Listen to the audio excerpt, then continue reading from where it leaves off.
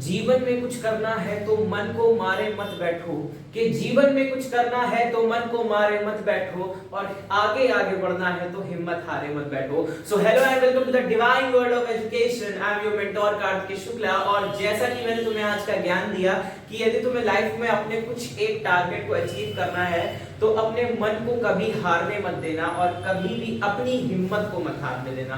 दो चीजें हैं, क्या? मन और हिम्मत। ये दो ही चीजें ऐसी हैं जो तुमको तुम्हारे गोल तक लेकर के जाएगी। तुमने सोच लिया कि भाई मेरा मन नहीं कर रहा है, मूड नहीं हो रहा है, लेकिन नहीं, तुम्हें अपने मूड को उठाना पड़ेगा, झकझोरना पड़ेगा अपने आप को कि तुमको वो टारगेट जो तुमने बनाया था, भैया आज 31 दिसंबर है, कल सब लोग हैप्पी न्यू ईयर बोलोगे एक दूसरे को। बहुत से लोग भाई न्यू ईयर रेजोल्यूशन सेट करेंगे, तो वो रेजोल्यूशन जो है वो एट अ टाइम वो 31 दिसंबर वो पूरे क्यों नहीं हो पा रहे हैं? क्यों नहीं हो पा रहे हैं? क्योंकि हमने रेजोल्यूशन तो बना लिया बहुत अच्छे से, लेकिन हम मन नहीं बना पाए। तो बेसिकली रेजोल्यूशन के साथ साथ हमें मन भी बनाना है और उसको हमें क्या करना है, आगे कंप्लीट करना है। और जैसा कि last day of the year we are moving towards the last chapter of our class 12। ठीक है, क्लास 12 का last chapter, last day of the year, okay, that is 31 December 2025। और एक चीज बता दूं, ये जो समय अभी आप व्यतीत कर रहे हैं ये कभी भी पलट के नहीं आने वाला है। दिन नया होगा लेकिन पल नया नहीं होगा। क्या बोला मैंने? दिन नया होगा लेकिन पल नया नहीं होगा। हर पल एक तुम्हारे लिए नया सफर होता है। चलिए स्टार्ट कर रहे हैं। इवोल्यूशन करने जा रहे हैं आज। क्या पढ़ने जा रहे हैं? इवोल्यूशन। सो बेसिकली इवोल्यूशन जो है वो क्या है? इट इज अ स्लो, कैसा प्रोसेस है? देखो यहाँ पे ही तीन चीजें मैं तुम्हें बता दूं। इट इज अ स्लो मतलब धीमा, ठीक है। दूसरी चीज इरिवर्सिबल, इरिवर्सिबल मतलब जिसको बदला ना जाए, ठीक है। It is a slow and irreversible process. क्या है? प्रोसेस है किसका? चेंज का, ठीक है। चेंज मतलब बदला। कहने का मतलब ये है तो you can say that the evolution is the slow as well as irreversible process of change. मतलब कि क्या हो रहा है? सबसे पहली चीज तो आपने ये समझ ली कि क्या हो रहा है यहाँ पे, प्रोसेस फॉर चेंजिंग समथिंग। किसका चेंज हो रहा है, ठीक है, उसके बारे में बात करनी है हमें। क्यों चेंज हो रहा है और कैसे चेंज हो रहा है। यहीं पे तुमको बायोलॉजी का सिद्धांत मैं बता दूं कि बायोलॉजी जो होती है वो बेसिकली तीन चीजों पर वर्क करती है, ठीक है। सबसे पहली चीज तो व्हाट, दूसरी चीज हाउ एंड तीसरी चीज व्हाई। कई बार एक यहीं पर एक क्वेश्चन वर्ड और आ जाता है व्हेन, ठीक है। तो कहने का मतलब ये है कि ये जो पूरी कंप्लीट बायोलॉजी है आपकी इन चार थ्योरीज पे बेस्ड होती है। और आज जो हम ये जो चैप्टर पढ़ रहे हैं वो भी इस थ्योरी पर ही बेस्ड है कि सबसे पहली चीज तो किस चीज का चेंजमेंट हो रहा है, साथ में कैसे हो रहा है, क्यों हो रहा है और कब हो रहा है, ठीक है। तो ये चार चीजें आज हम इस चैप्टर में भी पढ़ेंगे कि पहली चीज जो चेंजमेंट आप सर बात कर रहे हैं तो वो चेंजमेंट क्या है, किसका चेंजमेंट हो रहा है, क्यों हो रहा है, कैसे हो रहा है और कब हो रहा है, ठीक। तो चलिए सबसे पहले बात करते हैं हमारी very beautiful and very lovely earth के बारे में, ठीक है। अर्थ के बारे में बात करते हैं। सो बेसिकली आपकी एनसीईआरटी में भी लिखा है according to the Hindu culture इस सृष्टि का संचारण, या कह सकते हो इस सृष्टि को बनाने वाले का नाम ब्रह्मा है, ठीक है। इस सृष्टि को बनाया किसने है? ब्रह्मदेव ने बनाया है। और संचारण कौन कर रहा है? विष्णु जी कर रहे हैं। और इसको डिस्ट्रॉय कौन करेगा? शिव जी करेंगे। ब्रह्मा विष्णु महेश, इनके तीनों के काम सेपरेटली बटे हुए हैं। बट साइंस जो है वो कई बार चमत्कारों से हटकर चलती है। तो साइंस की भाषा में हम ये कह सकते हैं, साइंस की भाषा में हम लिखते हैं बिग बैंग थ्योरी। क्या लिखते हैं? Big bang theory. क्या लिखते हैं? बिग बैंग थ्योरी लिखते हैं। थोड़ी नहीं है ये, थ्योरी है। क्या है? थ्योरी है, ठीक है। So basically big bang theory को लॉन्च करने का मकसद ये था कि, और इसमें ये चीज बताई गई कि it is a huge explosion. सबसे पहले क्या होगा? एक एक्सप्लोजन होगा। A thermonuclear explosion leads to the formation of a universe. क्या बोला गया? Thermonuclear fusion leads to the to the formation of universe. इस यूनिवर्स का फॉर्मेशन क्या है? एक बड़े से विस्फोट का रिजल्ट क्या है? यूनिवर्स है हमारा। एक बड़े से विस्फोट का यूनिवर्स क्या है? एक बड़े से विस्फोट का रिजल्ट क्या है? हमारा यूनिवर्स है। बेसिकली हम जिस गैलेक्सी में रह रहे हैं उस गैलेक्सी को आप बचपन से पढ़ते चले आ रहे हैं। उस गैलेक्सी को क्या नाम दिया जाता है? मिल्की वे बोला जाता है। देखिए एक चीज और बता दें, इस चैप्टर को मैं पूरा ही एक्सप्लेन उस ढंग से नहीं करने वाला हूं, मैं केवल इंपॉर्टेंट चीजें लेकर के चल रहा हूं। ठीक है, सो बिग बैंग हाइपोथेसिस की डेफिनेशन ये रही। ठीक है, और एनसीईआरटी पढ़ोगे तो इसमें बहुत सारी चीजें देखने को मिलेगी। आप इसको स्टार मार्क कर लीजिए, it is very important for the prospectives of your board exams. ठीक है, सो आपको पता चल गया हमारी गैलेक्सी का नाम क्या है? मिल्की वे गैलेक्सी है। क्या नाम है? मिल्की वे गैलेक्सी है। ठीक है, आगे बात समझ में। अब आगे बढ़ते हैं। आगे बढ़ने के लिए अब आप सबसे पहले ये चीज समझ लीजिए कि ओरिजिन ऑफ अर्थ के कुछ एमसीक्यूज क्वेश्चन आ सकते हैं। सबसे पहले तो ओरिजिन ऑफ अर्थ जो आप देख रहे हैं, आपकी एनसीईआरटी में भी लिखा है कि अर्थ का जो ओरिजिन है वो कब का बताया गया है? 4.5 बिलियंस ऑफ ईयर्स अगो। ठीक है, YA का मतलब क्या है? ईयर्स अगो है। ठीक है, BYA लिखा होगा तो बिलियंस ऑफ ईयर्स अगो, और MYA तो यानी कि क्या होता है? Millions of years ago.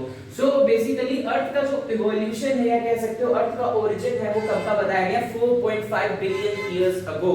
ठीक है, और दूसरी चीज ओरिजिन ऑफ लाइफ। ठीक है, ये तो चलो केवल ओरिजिन ऑफ अर्थ कब थी, और origin of life on earth क्या है? Origin of life on earth. Earth में लाइफ सबसे पहले कब आई है? तो वो आई है 4 बिलियन ईयर्स अगो। ठीक है, लाइफ का ओरिजिन भी है अर्थ पे तो वो है 4 बिलियन ईयर्स अगो। ठीक, और फिर उसके बाद दूसरी चीज first non cellular form of life, non cellular without cell, तो वो थी आपकी 3 बिलियन ईयर्स अगो। ये कोई इतना इंपॉर्टेंट नहीं है, बट अगर आपकी एनसीईआरटी में आप पढ़ेंगे तो ये चीज लिखी हुई है, एज एन एमसीक्यूज को पढ़ लेना। बेसिकली एमसीक्यूज के लिए क्वेश्चन कौन से हो गए आपके पास? द ओरिजिन ऑफ अर्थ कब का बताया गया? 4.5 billion years ago, and origin of life on earth that is 4 billion years ago. इनको हाईलाइट कर लीजिए, इनको अंडरलाइन कर लीजिए, इनको नोट कर लीजिए। It is very important as prospective for your MCQs questions in board exams. ठीक है, अब बात करते हैं ओरिजिन ऑफ लाइफ हो गया, फिर हमने ये चीज बात कर ली। अब सबसे पहले अगर मान लो क्वेश्चन आ जाता है कौन सी गैसेस सबसे पहले पाई गई, तो वो थी हमारी that is hydrogen and that is your helium. ठीक है, ये दो गैसेस हैं फर्स्टली फॉर्म्ड गैसेस। ठीक है, फर्स्टली फॉर्म्ड गैसेस कौन कौन सी थी? Hydrogen and helium. क्या नाम था इनका? हाइड्रोजन नाम था, और दूसरे वाली का क्या नाम था? हीलियम नाम था। ठीक, हाइड्रोजन एंड हीलियम। बात ये हो गई हमारे हाइड्रोजन की और हीलियम की। एक कैसी गैसेस थी? फर्स्टली फॉर्म्ड गैसेस थी। और फिर बात करते हैं आपके, एक क्वेश्चन आ सकता है थ्योरी ऑफ स्पॉन्टेनियस जनरेशन, जिसको हम एबायोजेनेसिस भी कहते हैं। क्या कहते हैं? एबायोजेनेसिस भी कहते हैं। और ये दी थी आपकी by Alexander and Aristotle. The life was originated bye non living substance like mud and snow. इतना कोई खास इंपॉर्टेंट नहीं है, 2 नंबर का क्वेश्चन यदि आता है तो उसके हिसाब से तैयार करेंगे। कौन सी थ्योरी ऑफ स्पॉन्टेनियस जनरेशन? ठीक है, जिसको हम कहते हैं एबायोजेनेसिस।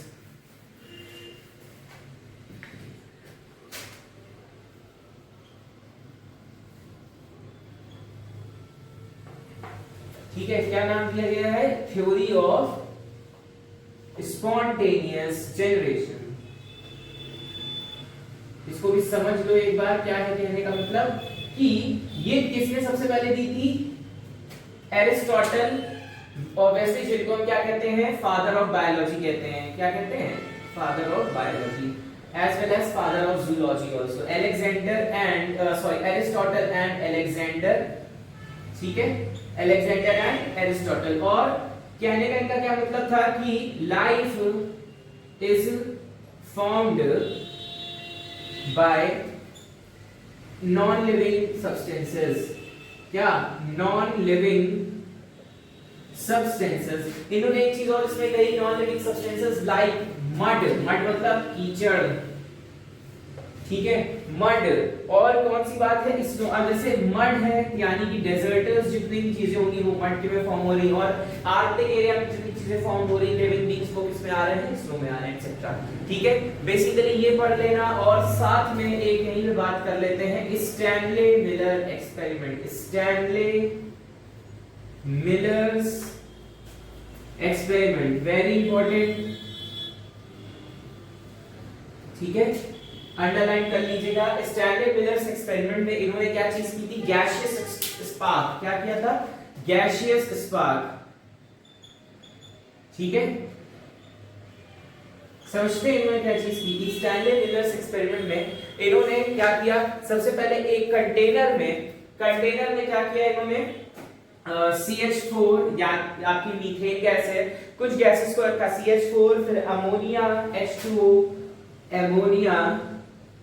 H2O एंड लास्ट गैस इन्होंने यूज की थी हाइड्रोजन। ठीक है, तो इन्होंने इन गैस और एक पानी को रख करके इन्होंने क्या किया, 15 दिन ऑब्जर्व करने के बाद इन्होंने ये चीज देखी कि सबसे पहली चीज क्या चीज हो गई, 15 दिन बाद आफ्टर 15 डेज उसमें क्या हुआ, स्पार्क जनरेट हुआ। साथ ही में क्या चीज इन्होंने इसको कितने, ये भी क्वेश्चन आ सकता है, इसको कितने उसमें रखा था, 800 डिग्री सेल्सियस में रखा था। किस पे रखा था, 800 डिग्री सेल्सियस बॉइलिंग पॉइंट पे रखा था। ठीक, बॉइलिंग पॉइंट, ये बी फॉर ब्लड प्रेशर नहीं है, इट इज बॉइलिंग पॉइंट। ठीक है, 800 डिग्री सेल्सियस पे रखा था। 15 डेज बाद उसमें एक स्पार्क जनरेट हुआ। तो इन्होंने क्या चीज बताई कि गैसियस क्या चीज बताई इन्होंने, स्टैनले मिलर ने बताया कि गैस के फॉर्म में भी, गैसियस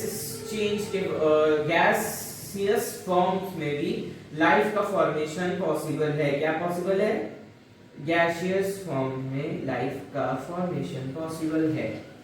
ठीक है, क्या हुआ था इसमें, आफ्टर 15 डेज स्पार्क जनरेट हुआ था, साथ में वाटर वेपर्स देखने को मिले थे, वाटर वेपर्स भी देखने को मिल गए थे। ठीक है, आई बात समझ में, इसका डायग्राम इंपॉर्टेंटली देख लेना।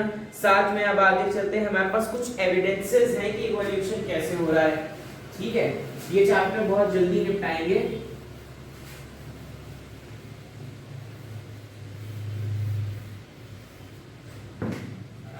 क्या बात करने जा रहे हैं, एविडेंसेस फॉर इवोल्यूशन। ठीक है,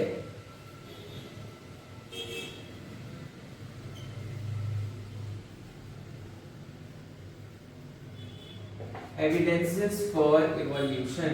चलिए एक बार इसको जल्दी जल्दी देख लीजिए फटाफट, कौन कौन से एविडेंसेस हैं। सबसे पहले तो है पैलियोंटोलॉजिकल एविडेंस। पैलियोंटोलॉजिकल एविडेंस मतलब कि जो हमको क्या मिल रहे हैं, रॉक्स के फॉर्म में फॉसिल्स मिल रहे हैं। किस फॉर्म में मिल रहे हैं, fossils in the form of sedimentary rocks. Question ये आता है कि किस टाइप के रॉक्स में हमको फॉसिल देखने को मिलते हैं, तो आंसर क्या है, सेडिमेंट्री रॉक्स। 3 टाइप के रॉक्स होते हैं। कौन कौन से रॉक्स होते हैं, मेटामॉर्फस, इग्नियस एंड सेडिमेंट्री रॉक्स। ठीक है, तो सेडिमेंट्री रॉक्स में हमको क्या देखने को मिलता है, फॉसिल्स देखने को मिलते हैं। तो पैलियोंटोलॉजिकल एविडेंसेस जितने भी हैं आपके, उनको ध्यान से देख लीजिएगा कौन कौन से पैलियोंटोलॉजिकल एविडेंसेस हैं। डायनासोर्स के जितने भी हमको एविडेंस मिले हैं, हमको पैलियोंटोलॉजिकल मतलब जो पूर्वजों के जो हमको फॉसिल्स देखने को मिले हैं, बेसिकली पैलियोंटोलॉजी जो होती है द स्टडी ऑफ फॉसिल्स होती है। ठीक है, स्टडी ऑफ फॉसिल्स। तो इसमें हम किसकी बात कर रहे हैं, पैलियोंटोलॉजिकल एविडेंसेस में fossils in the form of sedimentary rocks.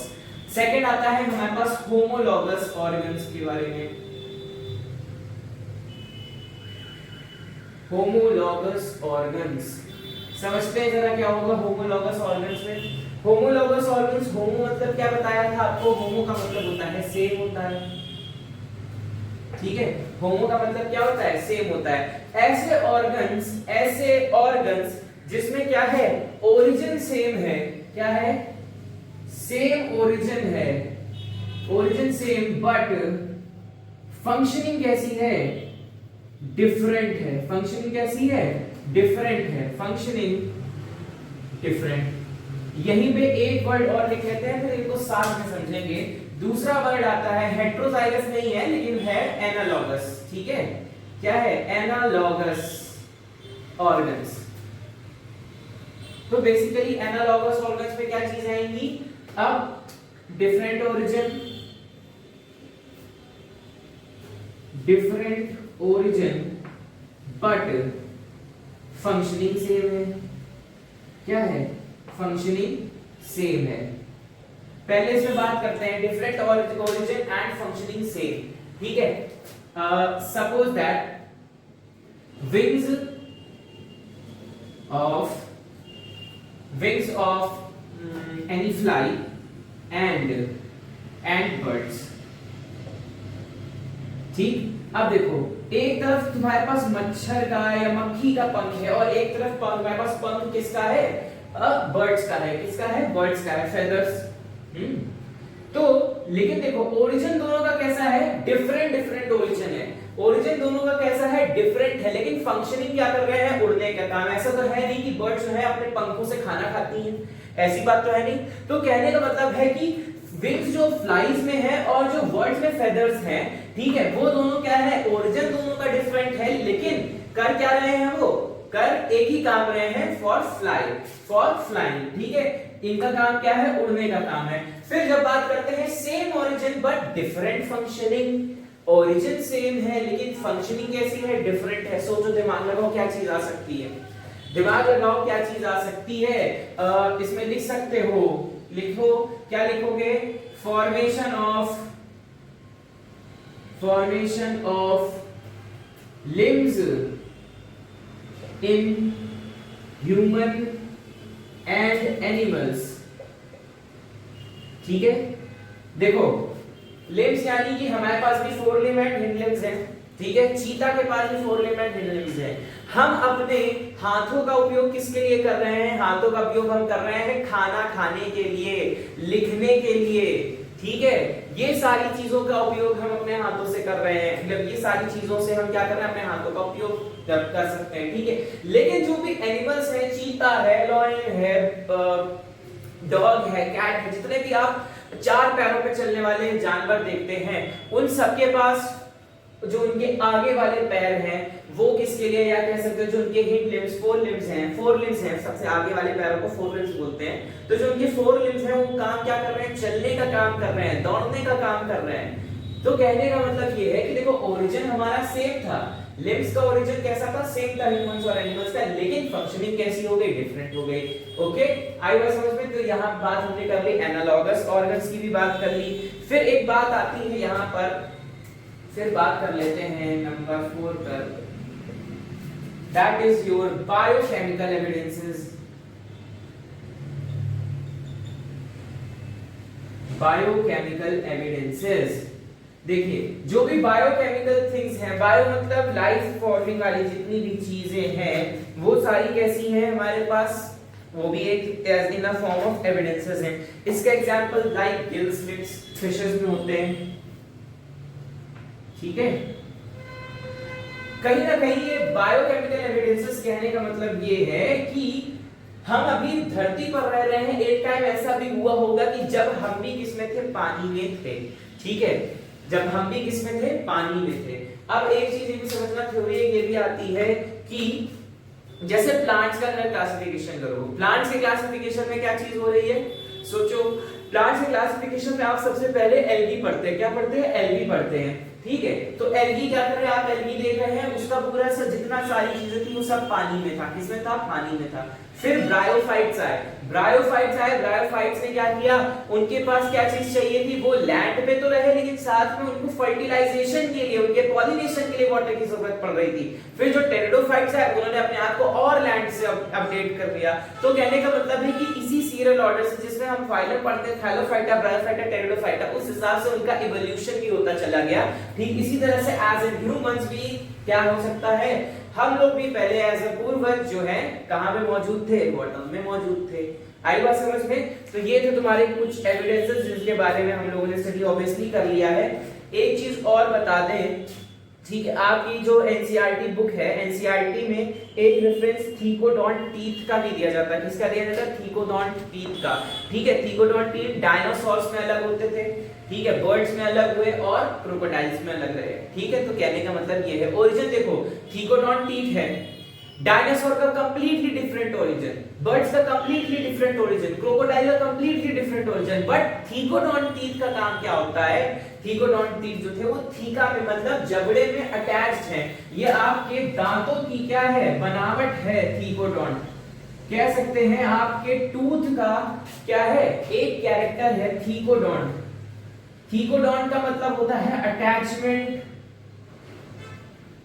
Attachment in school, मतलब कि खोपड़ी में दांत क्या है, धसे हुए हैं।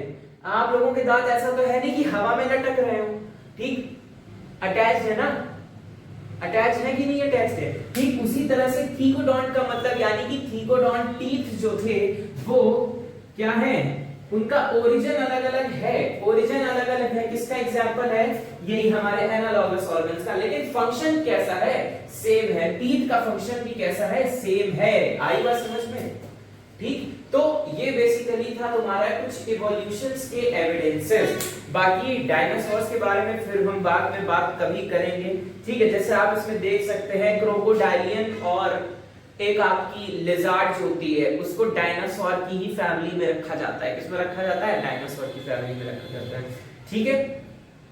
आर्कियोपेटेरिक्स जो है वो एव्स की कैटेगरी में था, ये भी समझ लीजिए, डायनासोर वाला वो जो भी आपका बना हुआ है उसको मैं एक बार इलैबोरेट कर देता हूँ। देखिए आपकी ये वाली बुक में इस तरफ बना हुआ है, ये वाला जो डायग्राम है इसको अच्छे से देख लीजिएगा, ठीक है, इसको अच्छे से देख लीजिएगा, एक बार हम इसको दिखा दे रहे हैं क्या क्या चीजें बनी हुई हैं, ठीक है। एक तो बना हुआ है, सबसे नीचे जो बना हुआ है वो है ब्रैकियोसॉरस, ठीक है, ब्रैकियोसॉरस आप देख सकते हैं, इट इज अ हर्बीवोर, वहीं पे लिख लेना ब्रैकियोसॉरस जो है, मैं लिख देता हूं सब, अच्छा।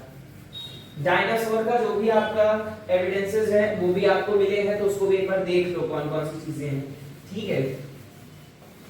एक बार मैंने आर्कियोपेटेरिक्स एज अ क्वेश्चन पूछा, तो आर्कियोपेटेरिक्स एव्स होता है, क्या होता है, एव्स यानी कि बर्ड्स वाले में आएगा, ठीक है। पहले देख लो कौन कौन सी चीजें लिखी हुई हैं,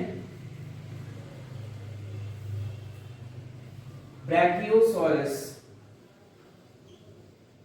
ठीक है, ब्रैकियोसॉरस है, तो ब्रैकियोसॉरस में लिख लेना, ये कैसा था, हर्बीवोर था, कैसा था, मतलब ये किसी और को मार के नहीं खाता था, ये वाई पेड़ पत्ती वगैरह खाता था, ठीक है। और इसकी नेक कैसी है आप देख सकते हैं, लॉन्ग नेक है, ठीक है।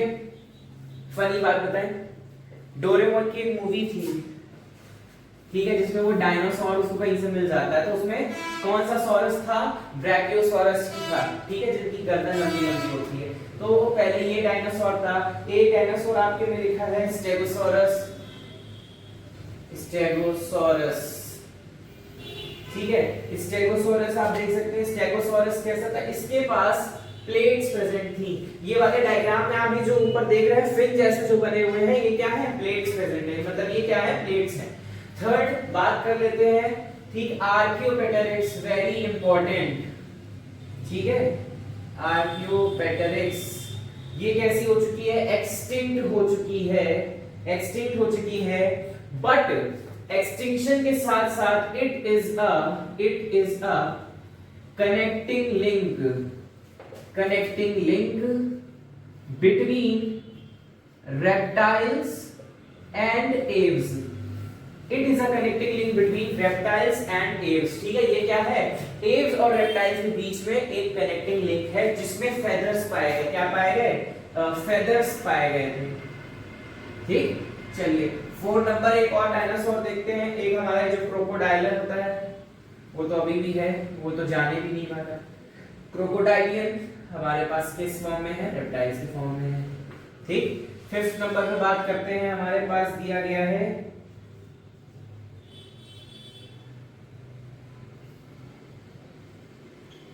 टेरानोडॉन। टेरानोडॉन जो था वो एक फ्लाइंग डायनासोर था, फ्लाइंग, कभी डायनासोर्स के बारे में सर्च करना तुमको पता चले कि कौन कौन से डायनासोर्स थे, ठीक है। It was a flying dinosaur, और एक सबसे खतरनाक जो डायनासोर था वो था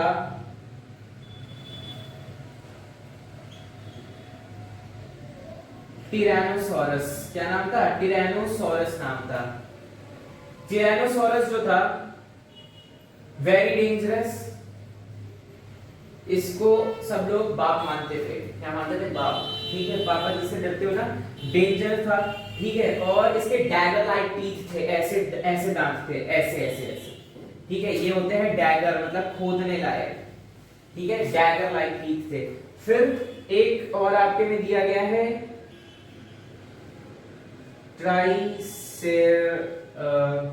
ट्राइसेराटॉप्स। ठीक है, ट्राइसेराटॉप्स जो है उसके सींग थे। क्या थे? सींग थे। हॉर्न्स कहते हैं जिनको, क्या कहते हैं? हॉर्न्स। गेंडा देखा है? ठीक है, गेंडे का सींग ऐसे होता है। ठीक है, बफेलोस के सींग ऐसे ऐसे होते हैं। ठीक, इसके कितने थे? 3 थे, 1 2 एंड 3। ठीक है, 3 हॉर्न्स प्रेजेंट थे।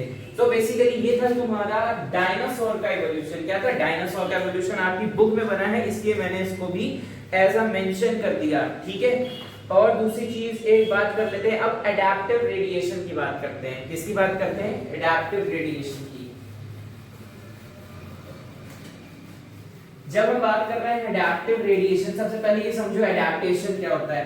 एडेप्टेशन का मतलब होता है कि हम अपने अंदर किस किस चीजों को क्या कर रहे हैं? ला रहे हैं। चेंजमेंट को हम अपने कितनी चीज चेंजमेंट को अपने अंदर ला रहे हैं, तो एडेप्टेशन वर्ड आता है उसके लिए। क्या आता है? एडेप्टेशन। और जब हम बात कर रहे हैं यहाँ पर एडेप्टिव रेडिएशन की, ठीक है, तो एडेप्टिव रेडिएशन को समझने के लिए अगर ये शॉर्ट नोट आ जाए तो आप ये चीज ध्यान रखिएगा। एक महाशय थे जिनका नाम है क्या? डार्विन। क्या नाम है? डार्विन नाम है। तो ये एक जगह पहुंचे जिसका नाम था गैलापागोस। क्या नाम था? गैलापागोस। ठीक है, गैलापागोस पहुंचे। इन्होंने देखा कि इस एरिया में जैसे जैसे ये आगे बढ़े, बर्ड्स की जो चोंच थी, पीक थी जो, उसमें बड़ा ही वैरायटी देखने को मिली। ठीक है, आपकी बुक में इसका डायग्राम भी बना है। तो इन्होंने उस बर्ड्स का नाम रख दिया, अपने ही नाम पे रख दिया, डार्विन फिंचेस। क्या नाम रख दिया? Darwin finches. ठीक है, सो इन्होंने ये चीज अडॉप्ट की, ये चीज इन्होंने देखी कि हमारे एरिया में बर्ड्स में और यहाँ के एरिया के बर्ड्स में जमीन आसमान का अंतर आ रहा है। और जैसे जैसे ये आगे बढ़ रहे हैं तो यहाँ की जो बर्ड्स हैं उनकी पीक जो है, उनकी चोंच की जो है भिन्नता ही बदली चली जा रही है।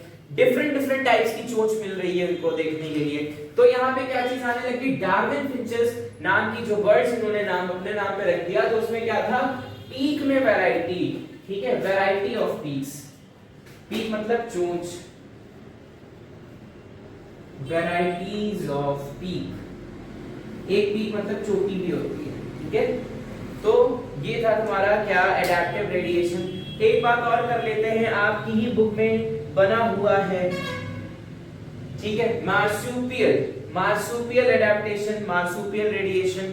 ठीक है, आप अगर इसको ध्यान से देखिए इस तरफ, तो मार्सुपियल का मतलब ये क्या था? ऑस्ट्रेलियन में जो मार्सुपियल्स थे उनका इवोल्यूशन आपको दिखाया गया। और ये कैसा इवोल्यूशन है? कन्वर्जेंट इवोल्यूशन है। ठीक है, ध्यान से देखिए, एक जगह पे जो है मार्सुपियल रेडिएशन जो है वो कहां पे आ रहा है? कोआला से आ रहा है, कोआला में ट्रांसफर हो रहा है। एक जगह देखो कंगारू में हो रहा है, एक जगह किस पे हो रहा है? Marsupial rat. इसको हम क्या कहते हैं? कंगारू रैट बोलते हैं। क्या बोलते हैं? कंगारू रैट भी बोलते हैं। फिर एक जगह आपका क्या बन रहा है? बैंडेड एंटीएटर बन रहा है, एक जगह टाइगर कैट हो रहा है, एक जगह वोल्फ में बन रहा है, एक जगह शुगर ग्लाइडर बन रहा है। तो कहने का मतलब ये है कि ये जो मार्सुपियल था, मार्सुपियल प्रजाति जो थी, उसने अपने आप को कितनी जगहों पर जा करके चेंज कर लिया, अपने आप को इवोल्यूशन में ढाल लिया, अपने आप को अडेप्ट कर लिया, अपने अंदर अडेप्टेशन की कैपेबिलिटी रखी और क्या बन गया? एक नया ऑर्गेनिज्म बन गया। क्या बन गया? एक नया ऑर्गेनिज्म बन गया।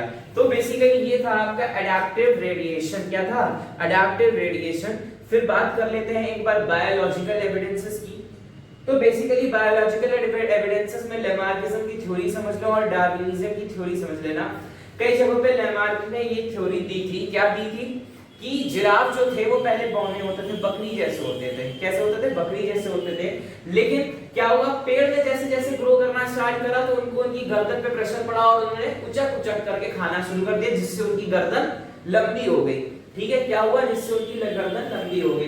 बट आज के समय में इसको एक क्या माने जाते हैं, एक सीरो इन्फॉर्मेशन माने लीजिए, सीरो मतलब झूठा, एक झूठी इन्फॉर्मेशन, झूठी ना कह लो किसी भी कि इंसान को अगर जैसे मान लो उस टाइम पे उसको सच माना गया तब उसको झूठ नहीं बोल सकते हो।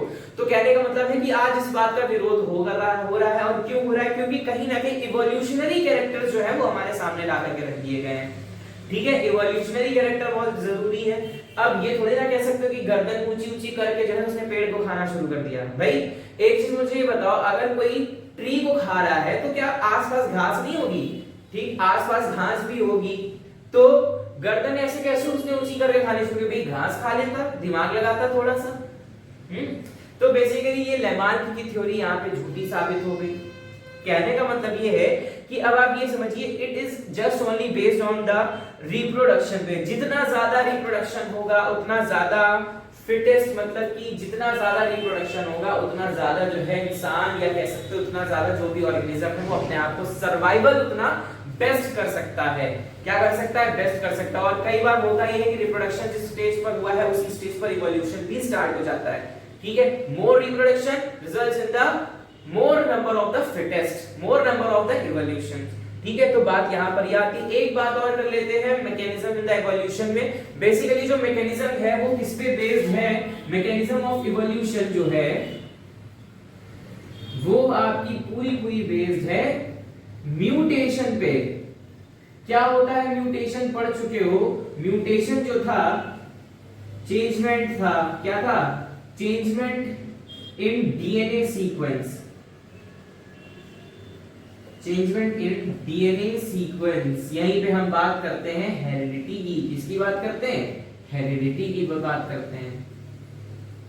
हेरिडिटी क्या, चेंजमेंट फ्रॉम, या कह सकते हो passing of characters from parents to offspring. तो यहां पर तो ये बात हमने कर ली हेरिडिटी की। एक चीज और बता दें, एक प्रिंसिपल दी गई है हार्डी-वेनबर्ग प्रिंसिपल। ठीक है, क्या दी गई है, हार्डी-वेनबर्ग प्रिंसिपल। इसको बहुत अच्छे से याद कर लेना। क्या करना, याद कर लेना। मैं इसको वन शॉट वीडियो में पढ़ाऊंगा, इसमें पढ़ाऊंगा वन शॉट वीडियो में, सॉरी इसको मैं शॉर्ट्स के फॉर्म में पढ़ाऊंगा। ठीक, शॉर्ट फॉर्म में मैं इसको पढ़ाऊंगा, तब उसमें देख लेना कि असल में हार्डी-वेनबर्ग प्रिंसिपल होती क्या है। और इससे क्वेश्चन एक बनने ही बनने वाला है। क्या बनने वाला है, क्वेश्चन जरूर बनेगा। फिर साथ में बात करते हैं इवोल्यूशन की। हमने इतनी सारी बात कर ली, खत्म करते करते अब हम बढ़ते हैं, हमारे पास एक लास्ट टॉपिक बचा है ह्यूमन इवोल्यूशन। अब हम आ जाते हैं हमारे ह्यूमंस पे कि असल में भाई साहब ह्यूमंस कैसे इन्वॉल्व हुए, कह सकते हो ह्यूमंस का इवोल्यूशन कैसे हुआ, वो भी समझ लो।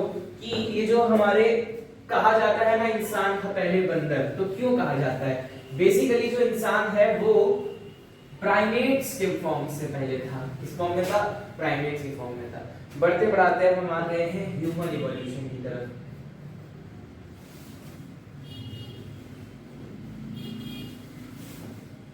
ह्यूमन इवोल्यूशन का सीक्वेंस मैं बता दूं कैसे लिखोगे।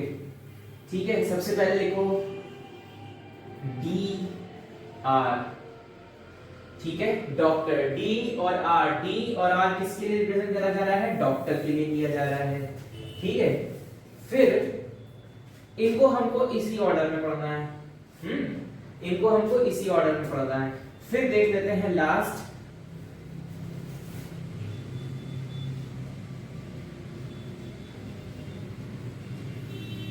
इनको हमको पढ़ना है किस ऑर्डर में, नीचे से ऊपर। ठीक, इनको हमको किस ऑर्डर में पढ़ना है, नीचे से ऊपर। बेसिकली ये कौन है, हमारी डॉक्टर स्नेहा है। आइए देखते हैं, बात करते हैं स्नेहा के बारे में, बात कर लेते हैं डॉक्टर स्नेहा। ठीक है, ड्रायोपेथिकस, आर फॉर रामापेथिकस। ठीक है, आर फॉर रामापेथिकस। ठीक है, अब इधर आ जाओ, ए से क्या होगा, ए से जो हमारा नाम आने वाला है वो है ऑस्ट्रेलोपेथिकस। क्या नाम है, ऑस्ट्रेलोपेथिकस, ऑस्ट्रेलोपेथिकस। ठीक है, ऑस्ट्रेलोपेथिकस। फिर ये हैबिलिस, जिसको हम बोल सकते हैं होमो हैबिलिस। ठीक है, होमो हैबिलिस। फिर नेक्स्ट ये होमो इरेक्टस, होमो इरेक्टस। ठीक है, फिर ये इसको हम बोलते हैं,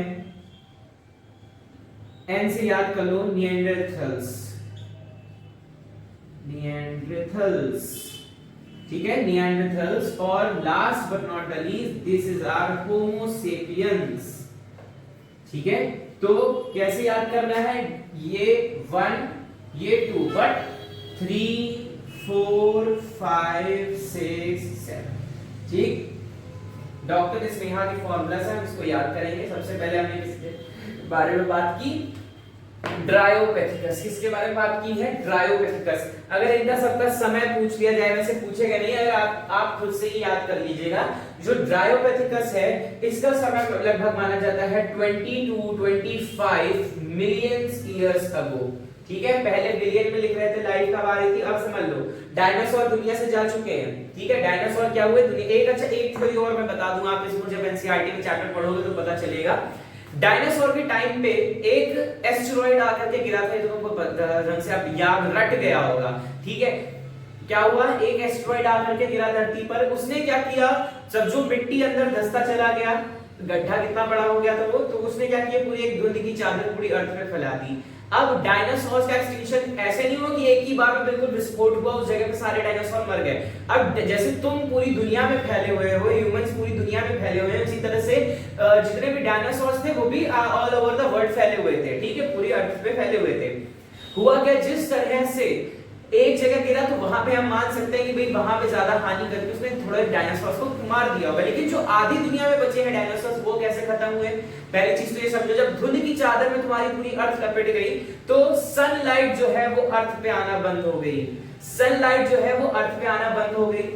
ठीक है, अर्थ पे नहीं आई तो इसका मतलब क्या हुआ, जब सनलाइट नहीं हुई तो वाटर साइकिल रुक गई।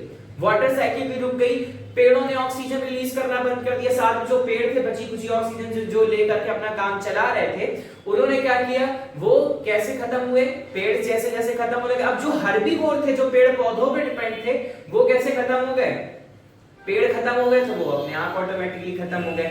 अब जो कार्निवोर्स थे, जो किसी दूसरे को के शव को खा खा करके जिंदा रह रहे थे, उन्होंने क्या किया, जो डेड बॉडीज थी, शिकार करके भी कितना खाएंगे, तो उनको खा करके। अब लेकिन जब डेड बॉडीज भी खत्म हो गई, मरे हुए प्रजाति भी खत्म हो गई डायनासोर की, तो जो कार्निवोर्स डायनासोर्स थे उन्होंने भी अपने आप, वो भी कैसे हो गए, अपने आप एक्सटिंक्ट होना शुरू हो गए। तो इस तरह से डायनासोर का एक्सटिंक्शन हुआ। फिर थोड़े समय बाद जब ये धुंध की चादर हटी, सारी प्रोसेस दोबारा से हुई, और फिर होने के बाद क्या हुआ, ठीक, पानी बरसा, वाटर साइकिल फिर से स्टार्ट हुई। एक चीज और मैं बता दूं, कई जगह पे आपको ये थ्योरी मिल सकती है ट्रीश्यूज की। किसकी, ट्रीश्यूज की। बेसिकली जो ट्रीश्यूज है, इसके कहने का मतलब है छछूंदर। ठीक है, छछूंदर। ठीक है, ट्रीश्यूज को फर्स्ट मैमल बोला जाता है। क्या बोला जाता है, फर्स्ट मैमल। फर्स्ट मैमल कौन है, छछूंदर। ठीक है, फर्स्ट मैमल कौन है, छछूंदर। तो कहने का मतलब ये है कि फर्स्ट मैमल जो हमारे लैंड पर आए वो कौन थे, ट्रीश्यूज थे। हो सकता है कि कहीं पे थ्योरी ये भी मिलती है कि जो ट्रीश्यूज थे इन्होंने अपने आप को छुपा लिया था। ठीक है, जब इतनी सब कुछ, क्योंकि ये हाइबरनेशन कर सकते हैं लंबे समय तक, तो इन्होंने अपने आप को हाइड कर लिया। हाइड करने के बाद जब धुंध की चादर हटी, वाटर साइकिल फिर से स्टार्ट हुई, सनलाइट फिर से अर्थ पर आना स्टार्ट हुई, पेड़ों ने अपने आप को एक्सिस्टेंस करना अपना फिर से स्टार्ट किया, तो फिर क्या हुआ, इन्होंने भी अपने आप को बाहर निकाला। बाहर निकलते निकलते यही जो है आगे चल के पेड़ पे चढ़ना स्टार्ट कर दिए। पेड़ पे चढ़ने के बाद ये बंदर बने, बंदर बने बाद प्राइमेट बने, प्राइमेट से चिंपैंजी बने, चिंपैंजी बने बाद आज हम ह्यूमन बीइंग्स बन करके बैठ गए। तो बेसिकली कहीं पे आप ये भी देख सकते हैं कि पूर्वज हमारे कौन है, छछूंदर। ठीक, छछूंदर के सर पे ना भाई चमेली, कहां राजा भोज और कहां गंगू तेरी। ठीक, चलिए, ये कहीं पे रिलेट नहीं कर रहा है, ऐसे ही बोल दिया फ्लो फ्लो में।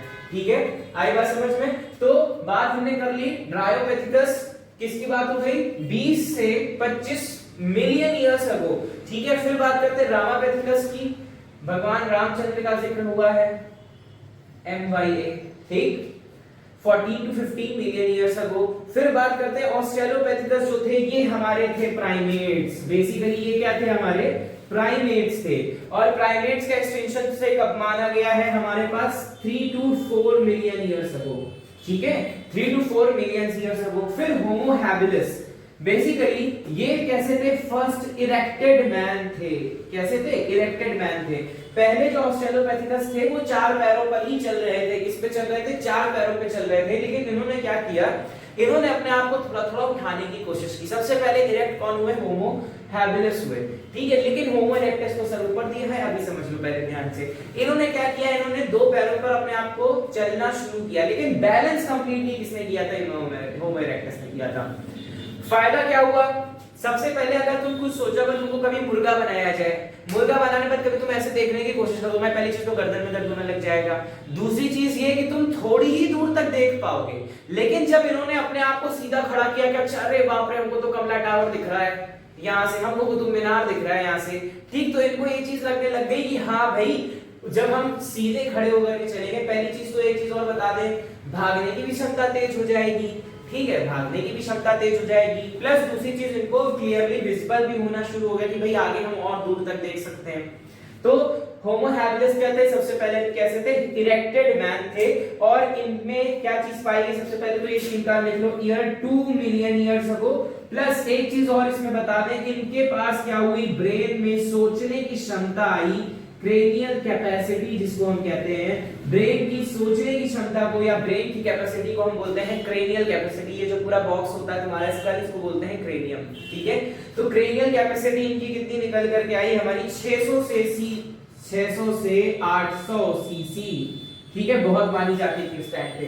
फिर होमो इरेक्टस आए, इनकी जो थी तुम्हारी क्रेनियल कैपेसिटी, इनकी क्रेनियल कैपेसिटी पहुंच गई 900, ये कितना था 1.5 मिलियन ईयर्स अगो, ठीक है। प्रॉपर इरेक्टेड, ये भी लिख लेना, proper erected plus Java man बोलते हैं इनको, जिन्होंने टूल्स बनाने स्टार्ट कर दिए, ठीक है, टूल्स बनाने स्टार्ट कर दिए। फिर निएंडरथल्स जो थे तुम्हारे, निएंडरथल्स जो थे बेसिकली जो थे, इनको कहा गया, इनके पास क्या चीज आने लग गई, इनके पास जो सीसी थी 1400 सीसी रही, सबसे ज्यादा किसकी क्रेनियल कैपेसिटी थी, निएंडरथल्स की। अगर एमसीक्यू में क्वेश्चन आ जाए द ह्यूमन इवोल्यूशन, ठीक है, या कह लो वो इंसान जिसके पास क्रेनियल कैपेसिटी सबसे ज्यादा थी, तो वो कितनी थी, 1400 थी, निएंडरथल्स के पास थी, ठीक है। फिर last but not the least हमारी आज की प्रजाति जिसको हम बोलते हैं मॉडर्न मैन, क्या बोलते हैं, मॉडर्न मैन। इसकी क्रेनियल कैपेसिटी कितनी है भाई साहब, तो इसकी क्रेनियल कैपेसिटी है 1200 से 1300 सीसी।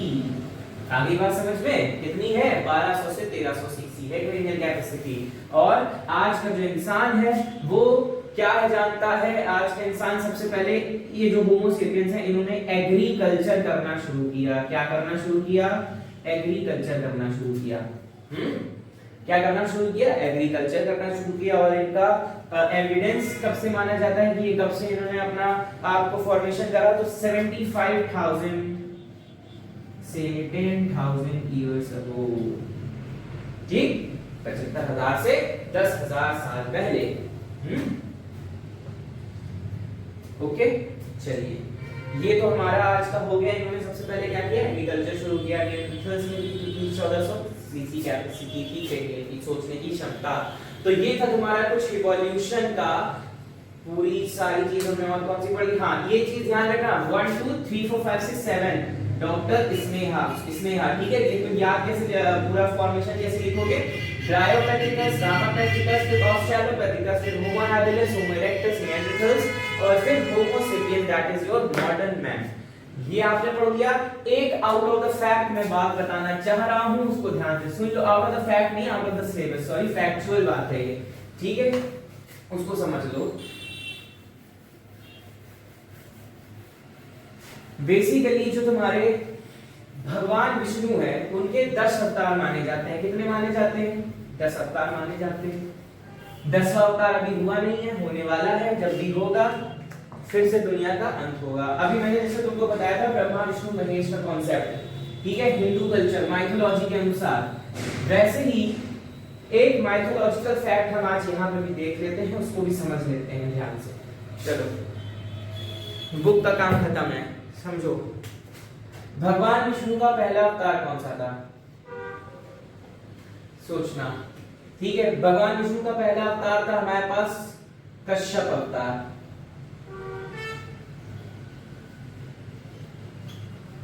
ठीक है। कौन सा अवतार था, कश्यप अवतार था। दूसरा अवतार कौन सा था, सॉरी, भगवान विष्णु का पहला अवतार था मत्स्य अवतार।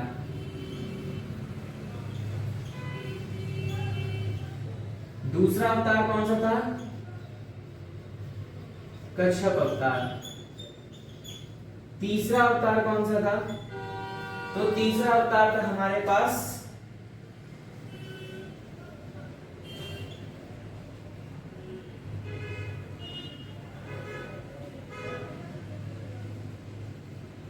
नरसिंह अवतार। फिर गलती होगी, इसको सब एडिट कर लेंगे, अच्छा हाँ बंद कर लीजिए आप। तो आउट ऑफ द सिलेबस बात हम जो करने जा रहे हैं वो चीज समझ लीजिए। तो भगवान विष्णु का जो प्रथम अवतार था वो था हमारे पास मत्स्य अवतार। क्या था? मत्स्य अवतार था। अभी ये लिखने का लॉजिक क्या है वो भी हम समझते हैं, अभी समझाएंगे। 2 मिनट तुम भी कहोगे क्या बात बता दी सर ने आज। दूसरा अवतार कौन सा था? कश्यप अवतार। ठीक है, कश्यप अवतार। थर्ड अवतार, तीसरा अवतार था भगवान विष्णु का कौन सा? वराह अवतार।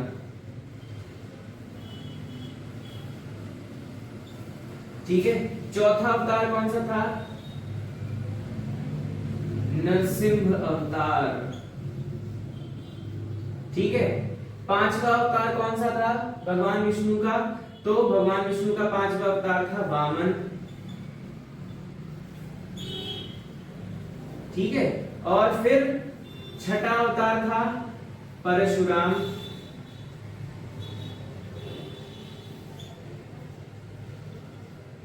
फिर 7th अवतार था ऑब्वियसली राम अवतार। 8वां अवतार था कृष्ण अवतार।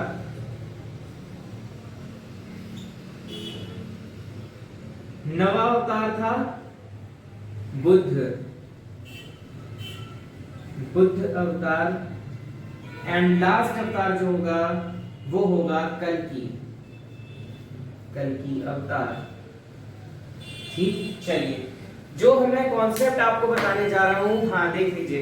मत्स्य अवतार, पूर्व अवतार यानी कि कच्छप अवतार, फिर वराह अवतार, नरसिंह अवतार, वामन अवतार, परशुराम अवतार, राम अवतार, कृष्ण, बुद्ध एंड कल्कि। वेरी गुड, मैंने सही लिखा है।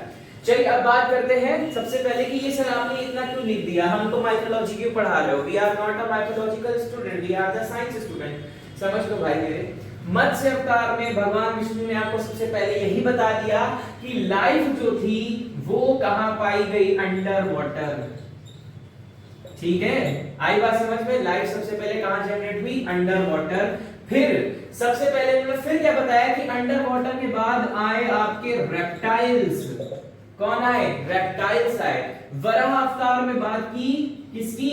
मैमल्स की बात की कि मैमल्स आए। मैमल्स के बाद नरसिंह अवतार में बात की इन्होंने हाइब्रिड की। किसकी बात की? हाइब्रिड की, मतलब कि मिक्सिंग हुई। किसकी मिक्सिंग हुई? मिक्सिंग किसकी हो रही है इसमें? नरसिंह में कितना था? नर की भी और सिंह की भी, मतलब हाइब्रिडाइजेशन हुआ चीजों का और ऑर्गेनिजम्स का हाइब्रिडाइजेशन हुआ। कि सपोज दैट एक से एक दूसरा हाइब्रिड था, एक दूसरी ब्रीड थी, एक दूसरी ब्रीड थी, उनको मिला करके एक नई हाइब्रिड बन गई। तो नरसिंह अवतार में भगवान विष्णु ने हाइब्रिड की बात की। वामन अवतार में बताया शॉर्ट हाइटेड मैन के बारे में। ठीक है, शॉर्ट हाइटेड मैन के बारे में। ठीक है, उसके बाद परशुराम अवतार पहली बार था जब कोई भी अवतार जो उनका था कंप्लीट मैन का फॉर्मेशन हुआ। किसका फॉर्मेशन हुआ? कंप्लीट मैन का। अभी तक मैमल्स में जानवरों तक की बात चल रही थी, नरसिंह अवतार में हाइब्रिड की बात हो गई, फिर वामन अवतार में शॉर्ट हाइट मैन की बात हुई, परशुराम अवतार एक ऐसा अवतार था जिसमें कंप्लीट मैन की बात हुई, राम अवतार में बात हुई आपके एक कह सकते हैं सो गुड सिविलाइजेशन की। किसकी बात हुई? सिविलाइजेशन की बात हुई, रहन सहन की बात हुई जो बहुत अच्छी थी। ठीक है, सिविलाइजेशन की बात हुई। कृष्ण अवतार में बात करी गई किसके बारे में? जो कृष्ण अवतार और बुद्ध अवतार है, बेसिकली इन दोनों के बारे में बात किसमें की गई है? नॉलेज के बारे में। Knowledge and power. And knowledge and power किससे आती है? क्रेनियल कैपेसिटी की आती है। और फिर जो लास्ट है कल्कि अवतार में, कल्कि अवतार आप बात कर सकते हैं एक्सप्लोजन के बारे में। फिर से एक बहुत बड़ा विस्फोट होगा और क्या होने वाला है, विस्फोट के बाद फिर से नई दुनिया का प्रारंभ होगा। नई दुनिया प्रारंभ होने के बाद क्या चीज होने वाली है, ठीक, नई दुनिया के बाद क्या चीज होने वाली है, हमारे पास क्या हो जाएगा, एक्सप्लोजन, विस्फोट होने के बाद हमारी बिग बैंग थ्योरी प्रूफ हो जाएगी। क्या प्रूफ हो जाएगी, big bang theory. Very good, ठीक है। बिग बैंग थ्योरी क्या कह रही थी, एक्सप्लोजन के बाद हमारे यूनिवर्स का स्टार्ट हुआ। तो कल के अवतार में एक्सप्लोजन होने वाला है जिसमें बिग बैंग थ्योरी प्रूफ हो जाएगी। तो ये है तुम्हारी माइथोलॉजी और साइंस, ठीक है, माइथोलॉजी और साइंस का मिक्सचर। मैंने भी ये चीज कहीं से पढ़ी है तो मैंने तुमको फॉरवर्ड कर दी, बात खत्म। तुम पढ़ रहे हो मुझसे, तुम किसी और को फॉरवर्ड करोगे, बात खत्म। So simple as that. So basically ये था तुम्हारा आज का पूरा लेक्चर और इसी के साथ हमने क्लास 12 कंप्लीट कर लिया है, तालियां बजाना अपने आप, ठीक है। तो चलिए, this is all for today. Let's, हम अब रिवीजन करेंगे। Let's move towards the revision as well as our model papers as well as our PYQs, ठीक है। नेक्स्ट वीडियो आपकी जो होगी क्लास 12 के लिए वो यही होगी। और अब अगला जो भी वीडियो होगा आपके जो छोटे भाई बहन हो क्लास 10 के लिए, अब क्लास 10 में उठाने जा रहा हूँ। बेसिकली जनवरी में मैं पूरा क्लास 10 खत्म कर दूंगा, फरवरी में सिर्फ और सिर्फ आग बंद करके हमको रिवीजन करना है, ठीक है। आई बात समझ में। So basically this is all for today. Do not forget to like, share and subscribe the divine word of education. I am your mentor Kartik Shukla. Thank you.